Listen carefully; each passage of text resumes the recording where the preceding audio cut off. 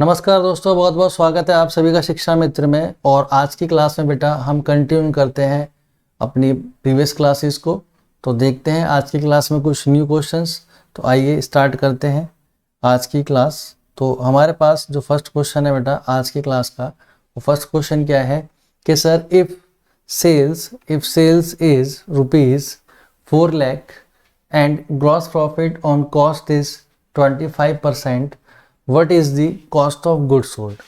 तो जैसा कि बेटा हमने क्लासेस में पढ़ा था कि COGS को हम क्या बोलते हैं sir, cost of goods sold is equal to sales minus gross profit. Am I right? Yes sir, sales minus gross profit बोलते हैं। तो हम बोल सकते हैं सर जो कॉस्ट है वो सेल्स में से अगर हम ग्रॉस प्रॉफिट को माइनस कर दें तो हमारे पास क्या आएगा, COGS निकल के आ जाएगा। तो यहाँ पे देखो बेटा, अगर मैं COGS को x मान लूँ, ठीक है, यहाँ पे हम क्या मान लें कि sir COGS sales minus gross profit, और ये मेरे पास क्या है बेटा x है, और सेल्स दे रखी है मेरे पास बेटा 4 लाख, और GP इस x का कितना परसेंट है बेटे सर, GP इस x का 25% है। तो सर मैं इसको लिख सकता हूँ क्या सर, 25x अपॉन में 100। यस सर, हाँ हम इसे बिल्कुल लिख सकते हैं 25x अपॉन में 100। तो जब x को बेटा हम x के साथ लिख लें तो हमारे पास क्या आएगा, सेल्स की वैल्यू 4 लाख, और जब इसे हम सॉल्व करेंगे बेटा तो 125x अपॉन में 100 इज इक्वल टू 4 लाख, और x is equal to 4 lakh multiply by 100 upon में 125। तो बेटा हम इसे सॉल्व करते हैं तो 25 5 जा 125, 24 जा 5 8 जा, और आपकी जो कॉस्ट है वो 3,22,000 निकल के आ चुकी है। सर ये तो हुई हमारी नॉर्मल बात, जैसा कि हम क्लासेस में करते भी हैं, हमने सीखा भी है एक लॉन्ग प्रोसेस में। इसके साथ साथ हमने क्या सीखा था सर, इसके साथ साथ हमने सीखा था ये कि हम क्या करें, हम सिंपल मानते क्या है सर कि अगर ग्रॉस प्रॉफिट 1/3 ऑन कॉस्ट होगा सर, हमने बात करी थी इसकी, तो वो 1/4 ऑन सेल होगा। हाँ बेटा एकदम सही बात है। अगर सर वो 1/4 ऑन कॉस्ट होगा तो हम कितना लेंगे, 1/5 ऑन सेल लेंगे। अब देखो बेटा यहाँ पे जो क्वेश्चन था वो क्वेश्चन क्या था, वो क्वेश्चन कह रहा था कि भाई 25% ऑन कॉस्ट हो, यानी कि 25%, यानी कि 1/4 ऑन कॉस्ट है। तो सर हम समझ जाएंगे कि ये क्या है, 1/5 ऑन सेल होगा। तो यहाँ पर हम 4 लाख का कितना निकालते सर, यहाँ पर हम 4 लाख का निकालते कितना सर, 4 लाख का हम 1/5 निकालते, और वो 1/5 अमाउंट आता कितना बेटा 80,000, जो कि आपका क्या होता ग्रॉस प्रॉफिट। और ग्रॉस प्रॉफिट 80,000 हम सेल्स में से माइनस करते तो हमारे पास करेक्ट आंसर कितना आता, 3,20,000। तो यहाँ पर बेटा हमारे पास जो करेक्ट आंसर है वो क्या है, 3,20,000। ये बात सभी को क्लियर हुई सर। 4 लाख माइनस, हाँ बेटा 4 लाख में से 80,000 माइनस कर दो, ठीक है, तो कितना निकल के आएगा सर, 3,20,000 निकल के आ जाएगा। तो हुई क्लियर बात, ठीक है। क्वेश्चन नंबर 16 सभी को क्लियर है? यस सर क्लियर है बेटा, तो बहुत अच्छी बात है। नहीं है तो मैंने आपको सिखा दिया है। चलते हैं नेक्स्ट क्वेश्चन में, क्वेश्चन नंबर 17 की ओर। अब क्वेश्चन नंबर 17 कहता है बेटा, in case of public company the liability of share holder is limited है, अनलिमिटेड है, रेस्ट्रिक्टेड है, अनडिफाइंड है। बहुत सिंपल सा क्वेश्चन है, बताइए सभी जल्दी से क्या होनी चाहिए। In case of public company the liability of share holder is unlimited, limited, restricted या फिर अनडिफाइंड। सभी के लगभग आंसर सही आ रहे हैं बेटा, सभी के। तो यहाँ पर हम क्या बोलेंगे सर, शेयर होल्डर की लायबिलिटी क्या होती है, लिमिटेड होती है, बिकॉज जितना पैसा उन्होंने बेटा कंपनी में क्या होता है, इन्वेस्ट किया होता है, वही उनकी क्या होती है, लायबिलिटी होती है। तो पब्लिक कंपनी में जो शेयर होल्डर ने पैसा लगाया है वो लायबिलिटी क्या होगी उनकी सर, लिमिटेड होगी। तो ये क्वेश्चन थोड़ा सा हमारा इजी था, चलते हैं नेक्स्ट क्वेश्चन की ओर, इसमें टाइम कम लगा हमारा। Question number 18। अब क्वेश्चन नंबर 18 क्या कहता है, देखिए क्वेश्चन नंबर 18 कहता है बेटा which of the following is not with regard company registered as per the company act 2013। तो सबसे पहले जब कोई भी क्वेश्चन में नॉट लगाओ ना भाई, तो उसको अंडरलाइन कर लेना, ये बड़े खतरनाक चीज़ें हैं।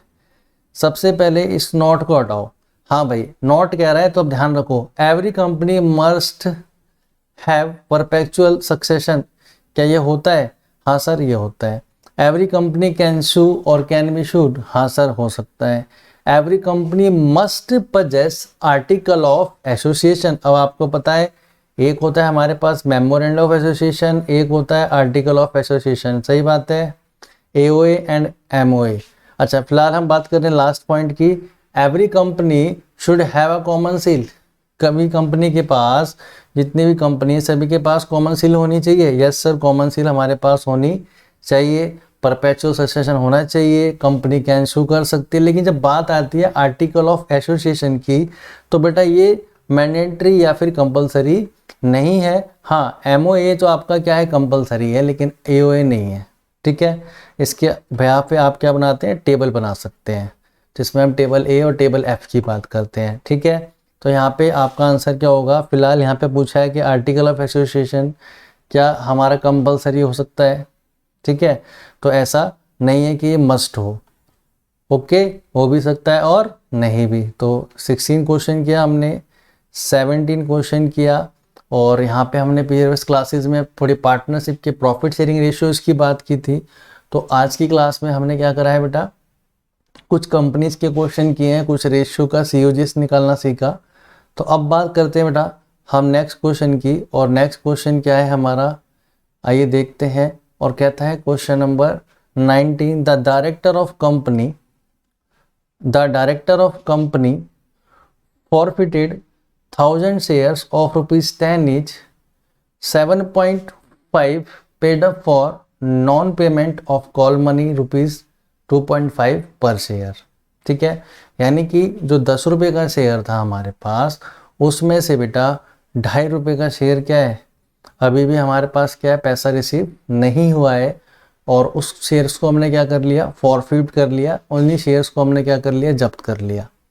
इसके बाद क्वेश्चन बोलता है क्या कि 7 पॉइंट आउट ऑफ दिस, जो आपने 1000 शेयर्स फॉरफिट करे ना, उसमें से क्या करा है, 800 शेयर मैंने रिसीव कर दिए 7 में।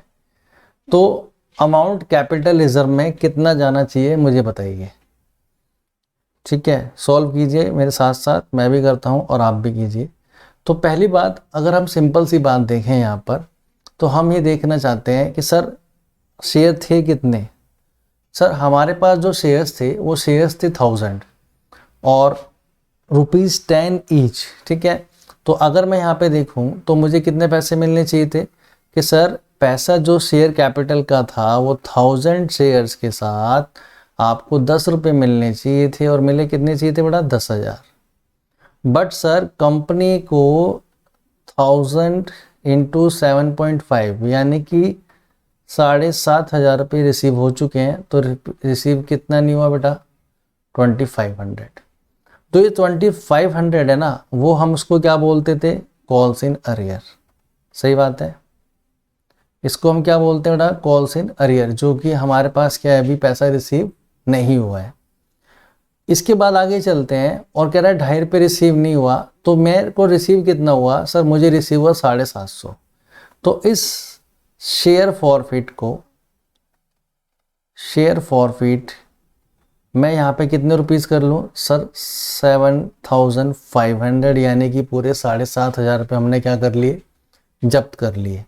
अब जो बेटा ये अमाउंट हमने जब्त किया है ना, इस अमाउंट में से मैं क्या करूँ, सर इसमें से हमें पैसा रिसीव हो चुका है, लेकिन जो ये 7,500 रुपये है ना बेटा, ये मेरे 1000 शेयर्स के हैं। किसके हैं, 7,500 रुपये मेरे 1000 शेयर्स के हैं।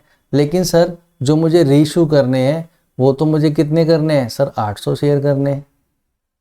कितने शेयर करने हैं, 800 शेयर करने हैं। तो आइए इसे सॉल्व करते हैं बेटा हम। तो 75 8 जा कितने हो गए, 6000। तो हमारे पास 6,000 रुपीज़ अभी भी जब्त हैं। कितने शेयर्स के लिए सर? 800 शेयर्स के लिए। Is that clear? यहाँ तक बात सभी को समझ में आ गई? सर 1000 शेयर मैंने फॉरफिट किए थे, जिसमें से 7,500 पैसे मुझे रिसीव हुए और 2,500 रुपये रिसीव नहीं हुए, क्योंकि वो लोग क्या है, पैसे देने के लिए तैयार नहीं है, या फिर वो लोग हमें पैसा पे नहीं कर रहे हैं। Is that clear? हाँ जी सर। इसके बाद बेटा मैंने देखा कि जो 7500 रुपये जो रिसीव हुए हैं सर, वो 1000 शेयर्स के लिए हुए हैं। तो 800 शेयर्स के लिए सर मेरे पास कितना पैसा होगा? सर वो होगा ₹6000। अब 800 शेयर्स को मैंने फर्दर क्या करा बेटा? रीइशू किया। हाँ सर, 800 शेयर्स को मैंने रीइशू तो कर दिया, लेकिन कितने रुपए में बेटा? 7 रुपीज़ में। जब बेटा मैं 800 शेयर्स को 7 रुपीज़ में रीइशू कर रहा हूँ तो कितना हो गया? 5600।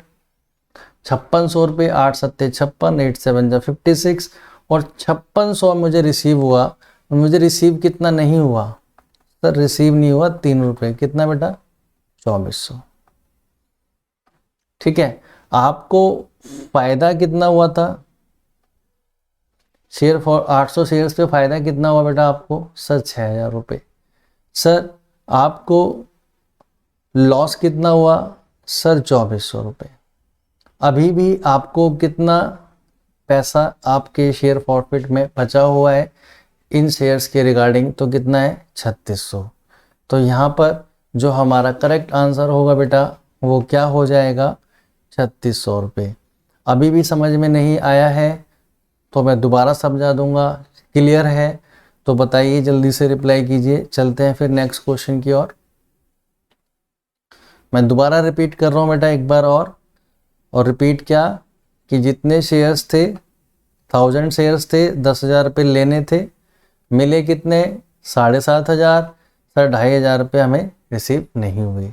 उस 7,500 रुपये सर वो 1000 शेयर्स के लिए थे, तो मैंने 800 के लिए कितने पैसे बचा लिए? सर 800 के लिए बचा लिए मैंने 6,000 रुपये। ओके बेटा। सर इन्हीं 800 शेयर्स को मैंने 7 रुपये में बेच दिया 5600 का, जो बेचना कितने का चाहिए था? 8,000 का, यानी 10 रुपये का। तो सर 300 का नुकसान तो ये हो चुका। 3 रुपये का नुकसान 800 शेयर्स पे कितना हो गया बेटा? 2400। सर 6,000 प्रॉफिट से 2400 का नुकसान कर भी दो ना, तो भी मेरे पास कैपिटलिज्म में कितना पैसा जाना चाहिए? 3600 रुपये। ठीक है, इसीलिए मैंने कैपिटलिज्म में पूछा। अगर क्वेश्चन आपसे ये पूछे कि शेयर फॉरफिटेड अकाउंट में कितना पैसा है, तो आप वहाँ देखेंगे शेयर फॉरफिट अकाउंट में सर हमने 7,500 रुपये जब्त किए थे, जिसमें से 6,000 रुपये 800 शेयर्स के अभी निकल चुके थे। तो फिर भी आपके पास शेयर फॉरफिट अकाउंट में कितने पैसे बचते बेटा? 1500 बचते। अगर वो शेयर फॉरफिट का आंसर ऐसा हो चुका है, पीछे क्वेश्चंस में ऐसा आ चुका है एग्जामिनेशन में, वो क्वेश्चन पूछता है कि शेयर फॉरफिट में कितना बैलेंस बचा है। क्लियर है बात? तो चलिए यहाँ पे चलते हैं बेटा हम नेक्स्ट क्वेश्चन। तो यहाँ पे करेक्ट आंसर कितना था? कैपिटल रिजर्व में जाएगा आपका 3600 रुपये। नेक्स्ट क्वेश्चन है बेटा हमारा, और कहता है find the odd one out with regard to application of cost of principle. अब ऑड वन आउट का मतलब क्या है कि कुछ चीजें इसमें क्या है, एक जैसी हैं, और एक चीज क्या है यहाँ पे क्या है बेटा, थोड़ा सा अलग है। तो अब यहाँ पे देखिए, हम बात करें मार्जिन ऑफ सेफ्टी की, ब्रेक इवन एनालिसिस की, कॉस्ट प्रॉफिट वॉल्यूम एनालिसिस की, या फिर बेटा हम बात करें किसकी, वेरिएंस एनालिसिस फॉर मटेरियल। तो यहाँ पर जब सीवीपी की बात की जाती है, एमओएस की बात की जाती है, ब्रेक इवन एनालिसिस की बात की जाती है, सीवीपी एनालिसिस की बात, तो ये सभी हमको दिखते हैं कहाँ बेटा? लगभग मार्जिनल कॉस्टिंग के अराउंड, है ना। ये सभी चीज़ें हमें कहाँ दिखती हैं? मार्जिनल कॉस्टिंग के अराउंड नज़र आती हैं। लेकिन जो हमें नज़र नहीं आता वो क्या? वो सर हमें नज़र नहीं आता वेरिएंस एनालिसिस फॉर मटेरियल्स, यानी कि ये किसका पार्ट होता है बेटा? स्टैंडर्ड कॉस्टिंग का। ठीक है, तो वहाँ पे हम क्या करते हैं? वेरिएंस का एनालिसिस करते हैं। तो ये था यहाँ पे हमारा। तो करेक्ट आंसर यहाँ पे क्या होगा? ऑप्शन डी, जो कि क्या है बेटा? ऑड वन आउट है। ठीक है, यहाँ तक बात समझ में आ गई। तो यहाँ पे बेटा ऑड वन क्या था हमारे पास, वेरिएंस एनालिसिस। ठीक है, तो आज की क्लास में बेटा हम इतना ही करेंगे, बाकी करेंगे नेक्स्ट क्लास में कुछ और न्यू क्वेश्चंस। जब तक के लिए all the best, take care. और हाँ, चैनल को लाइक शेयर एंड सब्सक्राइब करना ना भूलें और अपने फ्रेंड के साथ चैनल को शेयर करें और सब्सक्राइब कराएं। मिलते हैं नेक्स्ट क्लास में कुछ न्यू टॉपिक्स के साथ। जब तक के लिए all the best, bye bye, take care.